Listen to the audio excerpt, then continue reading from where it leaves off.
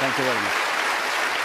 Malala Yousuf Sai and Ziauddin, welcome to the 92nd Street Y here in New York. Thank you very much.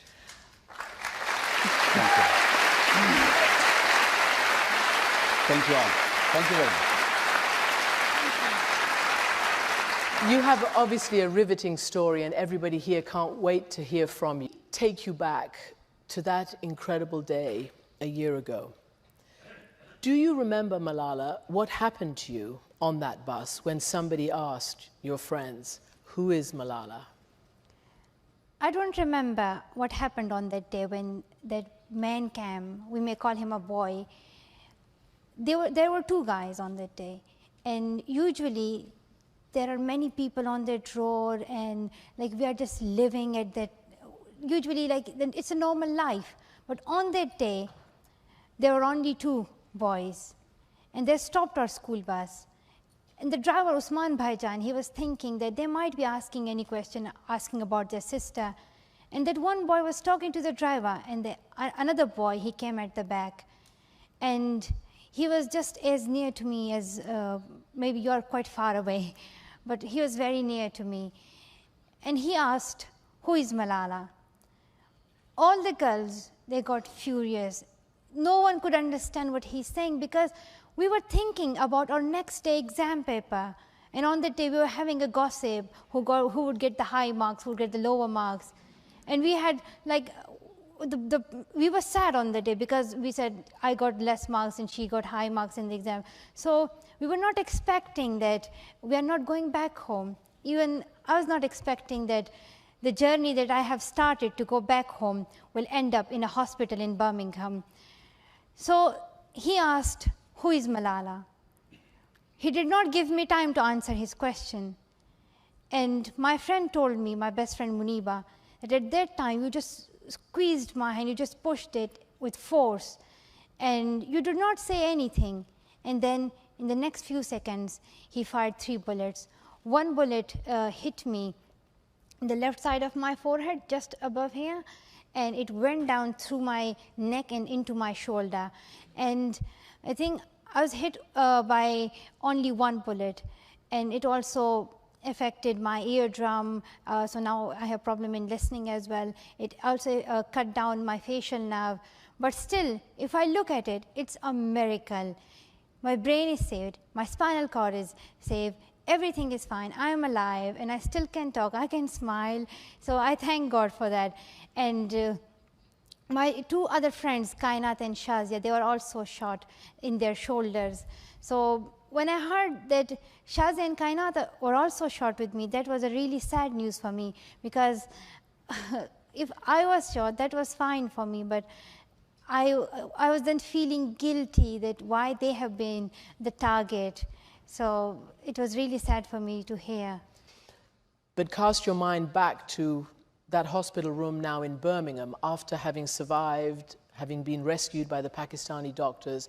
An English doctor said that if you didn't get moved, you would die because the aftercare was not good, and that you may even have been brain damaged. And she convinced the authorities to fly you to her hospital in Birmingham.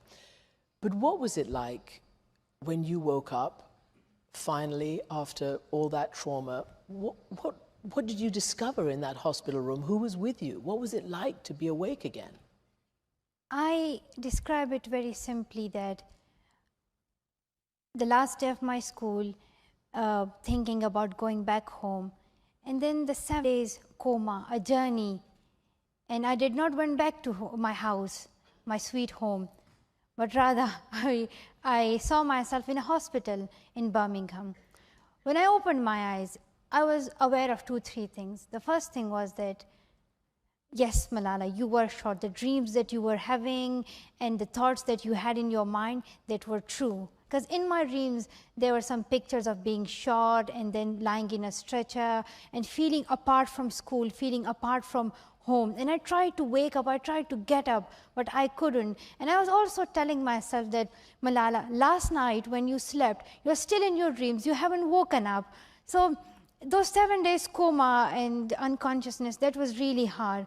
But when I woke up, I realized that now I am not in Pakistan.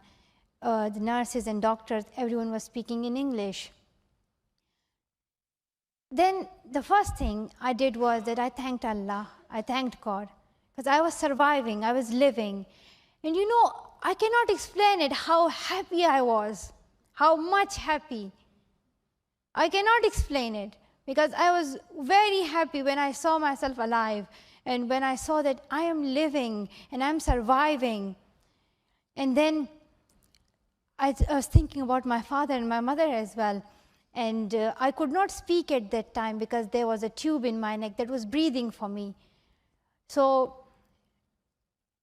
I asked for a pen and a paper from the nurse, and I wrote to many doctors. I did it a lot of times, and I wrote to them, where is my father and my mother?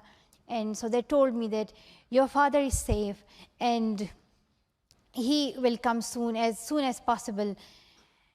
And the second question that was really important for me, and about which I was thinking, that who will pay for me? Because I don't have money. And I also knew that my father is running a school, but the buildings of the schools are on rent, the home is on rent, and he cannot sell his school. So that's simple. And then I thought, like, okay, so your father has a land in a village. He can sell it. But I said, it is just a very few amount of money. Then I was thinking he might be asking people for loan. So that's why I thought that, that is why I thought that my father wasn't in Birmingham. I didn't know in detail what was happening there in Birmingham. I didn't even know that my father knows Malala was shot. I thought that someone shot me. I was lying on the roadside, and then the doctor whom I saw for the first time in the hospital, I thought that that doctor has just put me in on a seat in an aeroplane, and then he just brought me to Birmingham. I didn't know that the whole world was praying for me and are still praying for me. They are supporting me. And now I believe that when people pray to God for life, God gives. God is really honest. God listens to his people's voice. So, what do you think it is about you that caused the whole world to pray for you, and the whole world to light candles when you were wounded, and the whole world to wish for you to be here today? I think I must ask the whole world that why did they pray for me? Interesting. The first thing is that it shows humanity, it shows love, it shows friendship, and it shows harmony. Because not only the people of Pakistan, not only Muslims, not only Pashtuns, but everyone prayed for me. It did not matter what religion they had. If they were Christians, they were Jews, they did not even have religion, but they prayed for me, and they prayed for my new life. Do you think, though, that it was not just because you're a lovely girl, but because you had a fundamental mission, and that you spoke out about it in the most unusual way? What was it that you were thinking before all of this? What was your life about in terms of education, in terms of being prepared to defy the very violent opposition that you were facing? At that time, when we were facing terrorism in Swat, and especially in 2009, the radio mullah, which we call him, he announced on radio that from the 15th of January 2009, no girl is allowed to go to school. No girls to school. No girl is allowed to go to school. And if she goes, then you know what we can do. So that was his threat. What they did, they used to flog girls, they used to flog women. They also slaughtered people in the squares of Mingora. They treated people like animals. Usually on Big Eid, we celebrate 2 Eid in a year. On Big Eid, they say that usually we slaughter animals with 4 legs. But this time we are going to slaughter animals, calling human beings, with 2 legs. And they did bomb blasts in mosques. They did not even respect the mosques. At that time, they blasted more than 400 schools. And in the whole province of Khyber Pakhtunkhwa, they have blasted 1,500 schools. Now you can imagine how much education is affected in Pakistan and in Swat. At that time, I did not want to be silent, because I had to live in that situation forever. And it was a better idea, because otherwise they were going to kill us. So it was a better idea to speak and then be killed. So I said, I'll speak up for my rights. I learned from my father. I learned from some other people who were speaking at that time. And I said that even though I'm a small child, my voice would not have that much power. It would not be that much strong. It would be immature kind of voice, but I will speak. And there are different ways that you can speak through. Through interviews, through writing articles in newspapers, through writing blog.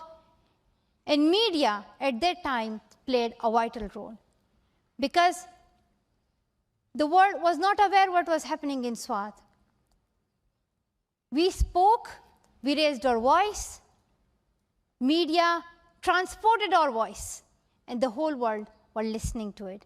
And that is why you can see that Swat is now a peaceful place. And I invite all of you to go there. There is no terrorism, I can make sure.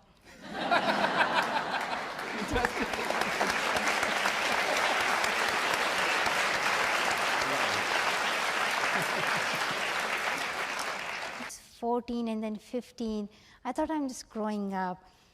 And then I could also see threats on the internet. And then at that time I used to think, Malala, if a Talib comes, what would you do? I usually prepare myself. I don't say like, I'm going to stop this campaign and no more speak. I said, okay, if he comes, then what are you going to do? Plan that. So I used to think that if you, like I was thinking, having a picture in my mind, I'm going back home and a Talib comes and he has a gun and he wants to shoot me. So I said that, first I thought that I would just take my shoes and hit him.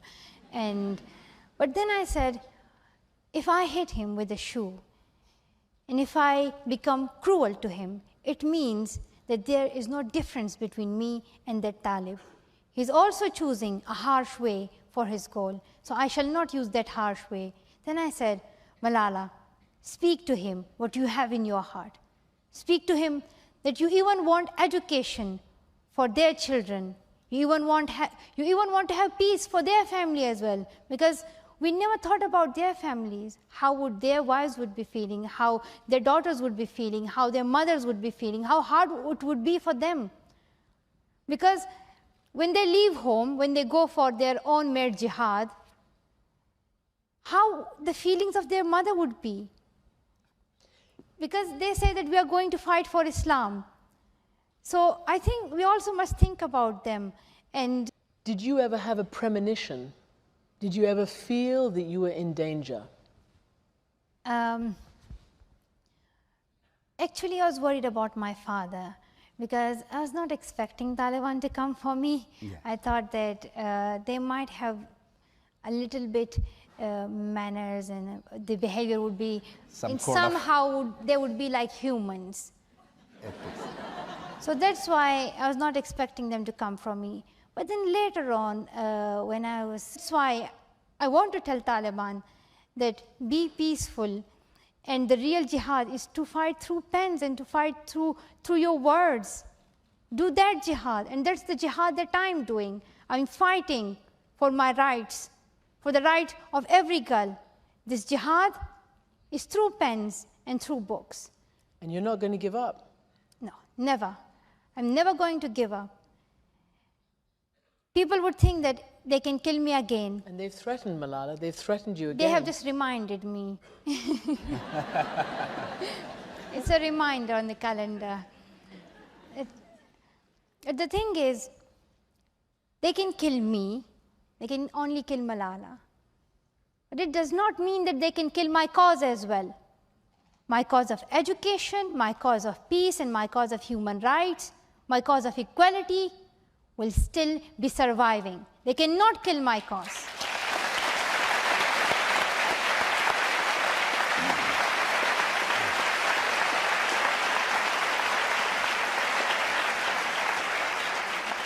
What do you do that's girly? What do you like in movies, music, books? The first and the important thing in my life is that I raise my voice against my brothers. So, and because they're still brothers and I am like the only daughter. So it's very necessary to fight against them and to raise our voice against them. And other than that, when I was in Pakistan, I liked Western music like Justin Bieber, Selena Gomez. But when I came here, when I came to UK, then I was missing my own Pashto music and Urdu music. That's why now I listen to Pashto songs a lot. Because when we just are deprived of something, then we miss it a lot. And the same was the education in Swat. Before the terrorism, we were going to school. It was just a normal life, and carrying a heavy bag and doing homework daily and being good and getting high marks. We could not understand what we are doing. Why are we going to school? But then later on, when the terrorists came, when they stopped us from going to school, I got the evidence.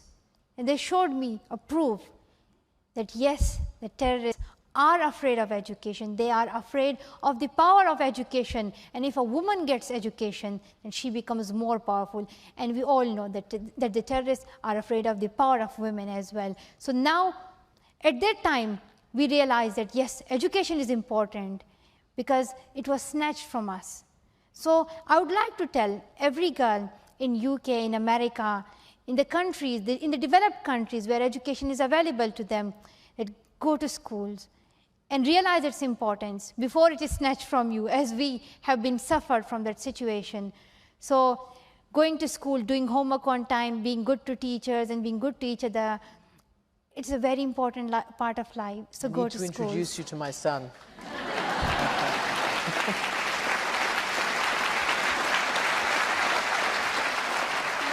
Malala, you can see we have some wonderful young people here, and people are so eager to come and listen to you. And there is a question from the audience. Zara, I believe. Where are you, Zara? I'm here. Hello. Come on and ask your question. Hi, Malia. Hello. My name is Zara Abdullah. I'm from Jamaica, Queens, New York, and I have a question for you. I want to know, when you did your first journal entry in the BBC Urdu blog, did you ever think your story would have such a profound impact on the world?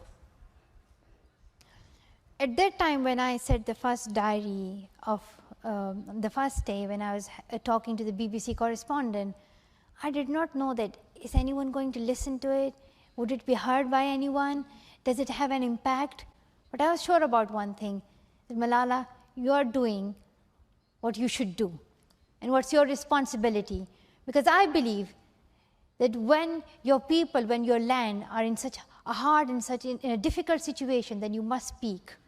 So at that time, I spoke. So I was not realizing that is anybody listening to it, but then later on, when I found that the whole world listened to it, they read it, and they tried to understand what was happening in Swat. So yes, we do not realize at that time, but when we speak, our voices are heard. And I would like to tell every girl that whenever they need to speak, and if they want to speak, they must. And they must not think that writing just one article would not bring change. Writing, having one interview with that channel, it doesn't have an impact. It has. It's the best you can do. And it was the best that I could do. And we did it. Okay, thank you for answering my question. Thank you, Zara. That was a really good question. You got a really good answer. I think you said that you wanted to be a doctor, but your dad wanted you to be a politician. You wrote very nicely about that in your book, and you said, no, I don't want to be a politician. This was before. Now, you write that one of your heroes, one of the people you admire the most, was Benazir Bhutto, Pakistan's first female prime minister, and also someone who was brutally murdered by the Taliban. Tell me about Benazir Bhutto and what she means to you, and do you want to be Prime Minister of Pakistan? When I was in Swat, and it's the culture that a woman can only be a doctor or a teacher if she gets education. Otherwise, she has to be a housewife and feed the children and live a life according to what man says in just the four boundaries of a house. I was thinking to become a doctor because everyone in our classroom says they want to become a doctor. But when I was looking at the situation of Swat, when I saw that the government is not taking an action, and when I saw that the responsible people are not saying anything, and then later on, I realized that becoming a doctor, I can only help a small community, but by becoming a politician, I can help my whole. So I will ensure, doctors, that there would be no more patients who are being shot and who, I know like some doctors might be feeling a bit bad. No, they understand, don't worry. I know that. We also want patients, but we want those patients who are not being treated that much harshly. And I want to become a Prime Minister of Pakistan, and I think it's really good.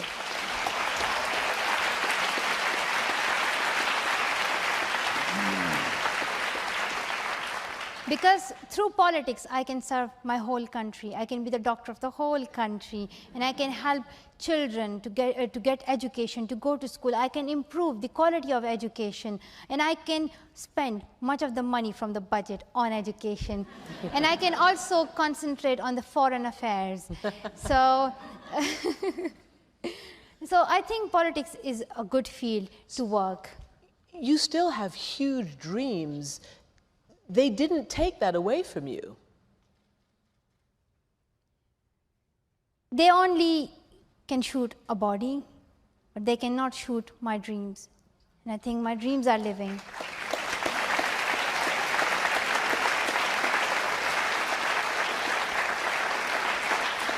The important thing is that they shot me because they wanted to tell me that we want to kill you and stop your campaign, but they did a mistake, a biggest mistake. They insured me and they told me through that attack that even death is supporting me, that even death does not want to kill me. And now I'm not afraid of death. First I might have been, but now I'm totally not afraid of death. And when I look at the support of people, then I'm sure that this cause is never going to die. And we will see that a day will come, every child, whether girl or boy, whether black or white, whether Christian or Muslim, he or she will be going to school, inshallah.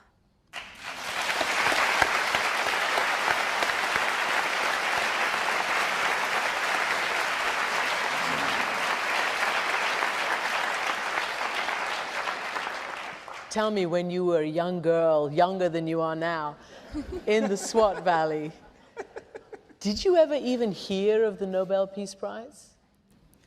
We read about Nobel Peace Prize because we have a great, the scientist, a physicist. He was Abdus Salam. His name is Abdus Salam, and he won the Nobel Nobel Prize in Physics.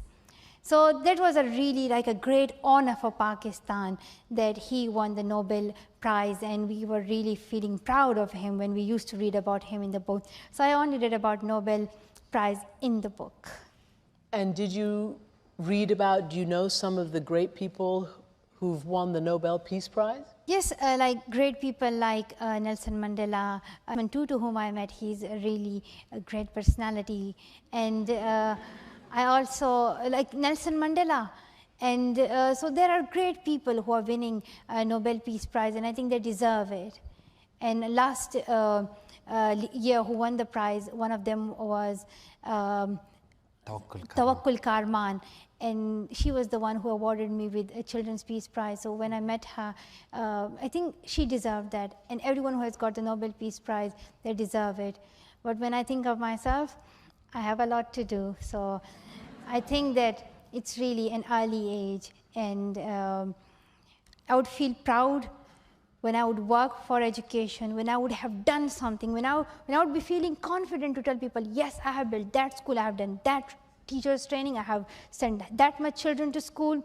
When I would be feeling proud, then if I get the Nobel Peace Prize, I would be saying, yeah, I deserve it somehow.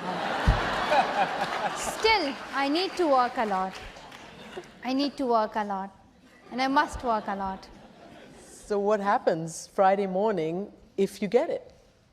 If I get the Nobel Peace Prize, I think it would be such a great honor and more than I deserve. And it would be a responsibility as well. Because I already consider education as a part of my life. I want to work for it. It's a campaign, and I think it is my life. So Nobel Peace Prize would help me to begin this campaign for girls' education. But the real goal, the best goal that I want to get and for which I'm thirsty and for which I want to struggle hard, that is the award to see every child to go to school. That is the award of peace and education for every child. And for that, I will struggle and I will work hard.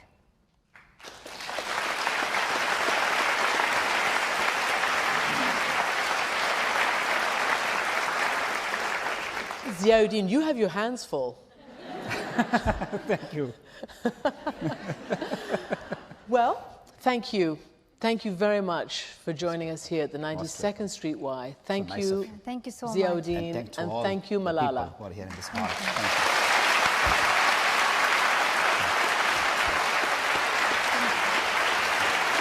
Can we stand for that?